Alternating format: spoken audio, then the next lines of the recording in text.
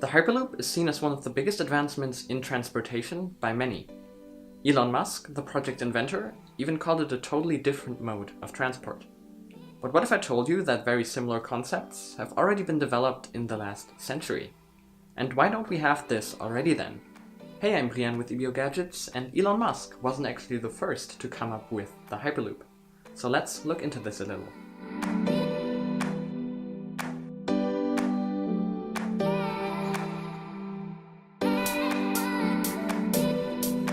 So in case some of you don't really have a real idea yet of what the Hyperloop actually is, here's a quick explanation.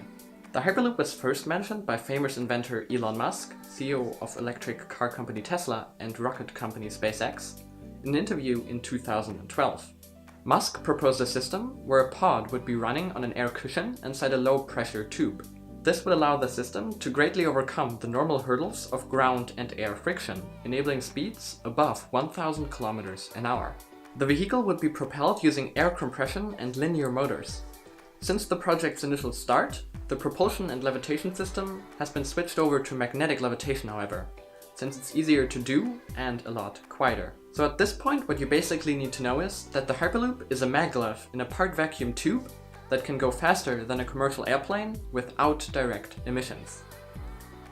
There are currently two main companies working to make Elon Musk's idea a reality that already have the system in testing: Hyperloop Transportation Technologies and Hyperloop One, who say that their system will be ready for passenger transport by 2020. Hyperloop One is also the more ambitious company in general. They recently showed their plans for installing such a system in Europe, with multiple proposed routes. The system could greatly reduce the travel time between cities, thus making regions be more accessible to each other and moving closer together. A ride with the Hyperloop would only take 30 minutes from Berlin to Munich, greatly reducing the current travel time of close to 4 hours.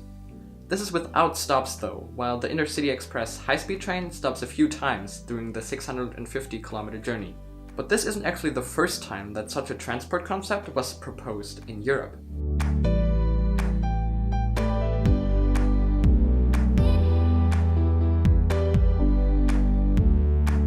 The Transrapid was a German system for electromagnetic levitation trains that was started in 1969. The system's most recent state uses technology that is comparable to the maglev technology that is supposed to be used in the Hyperloop. Proposed routes, like one connecting the two biggest German cities, Hamburg and Berlin, were even supposed to be built along highways to save space and cost, just like Musk wants to do it with the Hyperloop. There was actually even a fully functional test track in operation until the year 2011, when the system was shut down. But before the shutdown, there was also a track built in Shanghai that connects the city's Pudong airport to its city center. It still is, to this date, the only commercially operated high-speed maglev, technically capable of speeds over 500 kilometers an hour.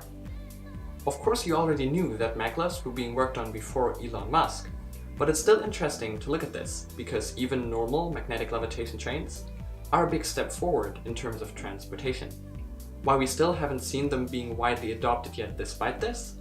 Well, we'll look into that a little later. But maglevs have also kind of hit a wall when it comes to their speed being closely restricted by air friction. That's where the Hyperloop comes in, that puts these trains into a part vacuum tube to reduce that friction. That idea at least must be new, right?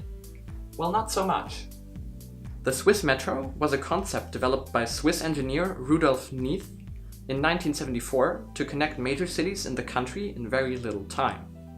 It was supposed to be an underground train running in a part vacuum tube that would use magnetic levitation and propulsion systems to gain speeds far above 500 kilometers an hour. Speeds above 1,000 kilometers an hour would technically be possible, but not achievable due to the small distances between cities in Switzerland.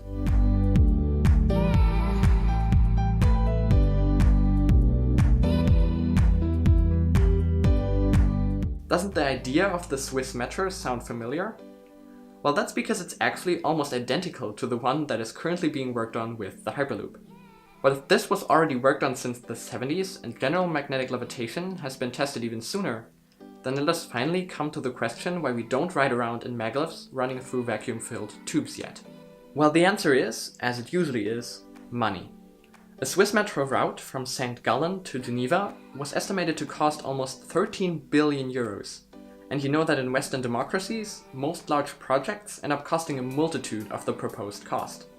Now, of course, in general, that is not more expensive than building a railroad for the same distance, but the problem for Europe is that such a train system already exists. It's a lot cheaper and more feasible to upgrade existing rail infrastructure to allow faster and faster transport, rather than building a completely new and separate system.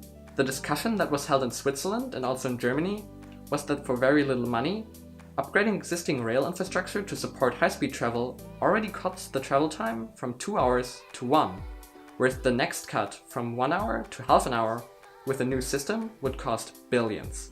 The distances are so short that there's really no point in making travel any faster, because top speed is hard to reach and the cost is just too high for too little of a benefit.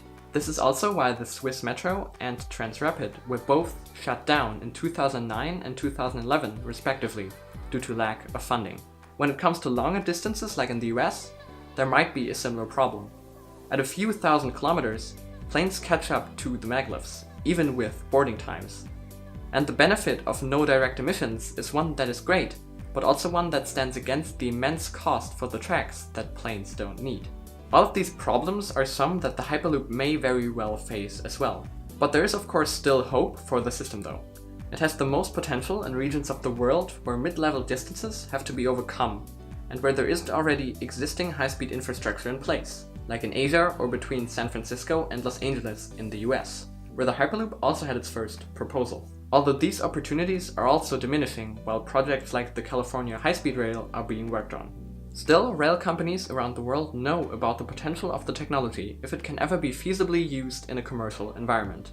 This is why they already put funding in the technology and work with companies like Hyperloop One. I personally really hope that this system becomes a reality at some point. The companies seem very dedicated to it, and at least some countries, where money doesn't matter as much, such as the Emirates, have already shown great interest in the technology. It's all just a matter of time and money. But what do you think of the Hyperloop? Do you think that it will be a big hit, or will it fail like projects that have come before it? Let me know down in the comments below, or tweet it at me. And with that, I hope you liked this video. If you did, press the according button down under it, and get subscribed to the channel for more content like this. You should also check out my previous videos on similar topics, and click follow on Instagram and especially Twitter, because I post a lot of cool behind the scenes stuff there. You should also visit the website for the written version of this and other interesting articles on similar topics. But with that, I want to thank you all for watching, and I'm going to see you in the next video. Bye!